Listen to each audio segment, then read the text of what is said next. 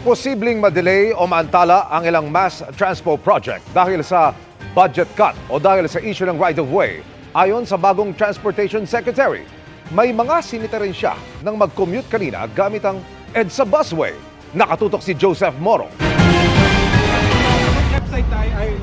Tulad ng pangako niya, pagka-point sa kanya, nag-commute si bagong Transportation Secretary Vince Dizon. At nang sumakay siya sa EDSA bus carousel mula Ortigas hanggang sa monumento sa Caloocan, napunan niya ang mga sira-umunong mga elevator, mga nakaharang na railing sa babaan ng mga pasahero at mga sirang orasan. Ginawa niya ito matapos ang turnover ceremony sa DOTR kaninang umaga. Sa malalaking proyektong pang-commuter na minana ni Transportation Secretary Vince Dizon kay dating Secretary Jaime Bautista sa turnover kanina, pinakamarami pang dapat tapusin ng North-South Commuter Railway o NSCR na tatakbo mula Laguna hanggang Pampanga at ang Metro Manila Subway Project mula Valenzuela hanggang Naiya at Bikutan. Sa datos ng DOTR, wala pang 30% ang naitatayong struktura sa NSCR habang wala pang 20% ang sa Metro Manila Subway. Target sana yung partial operability o yung pagpapatakbo ng ilang bahagi nitong Metro Manila Subway at yung North-South Commuter Railway Project sa taong 2028. Pero tila nalalagay na yan sa alanganin dahil sa ilang problema sa budget at mga legal na issue. Ayon sa DOTR, tinapya sana hanggang 80% ang pondo para sa mga foreign assistance projects ng DOTR sa 2025 na budget. Losing 80% of your budget is huge. No, it's a big problem.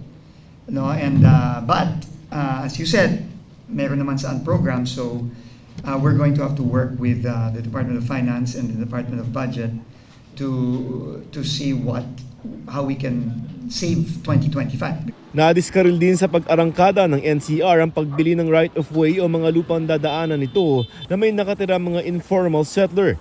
Ayon kasi sa Department of Justice, hindi pinapayagan ng Republic Act 10725 ang pagbabayad sa mga informal settler na sisirain ng mga bahay.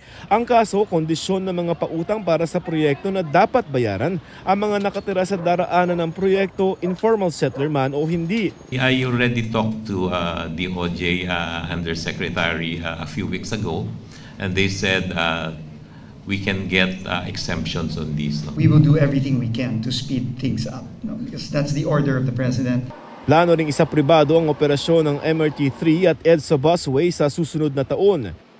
Sa tuloy pa ring PUV modernization naman, kailangan aniyang bigyang pansin pa rin ang abot 20% ng mga jeepney driver at operator na hindi sumali sa programa. Less than 20%, buhay yung pinag-uusapan natin doon. No? Buhay ng mga tao yun. So, hindi porket less than 20% yun, hindi natin sila papakinggan. Nauna nang ipinagpaliban ni Dizon ang pagpapatupad ng cashless na transaksyon sa mga expressway. Pero sabi ng SMC Infrastructure, kailangan ng cashless at contactless toll collection para sa target ng Transportation Department na mapag-isa ang sistema ng dalawang toll operator. Does cashless mean zero? Meaning isasara lahat ng barrier to people who have no RFID reader or whose RFID reader has zero or negative balance. So we will have to see. We will have to work with the toll operators. But I think first things first, we have to make sure that the current system in place is as efficient as possible. Para sa GMA Integrated News, Joseph Morong,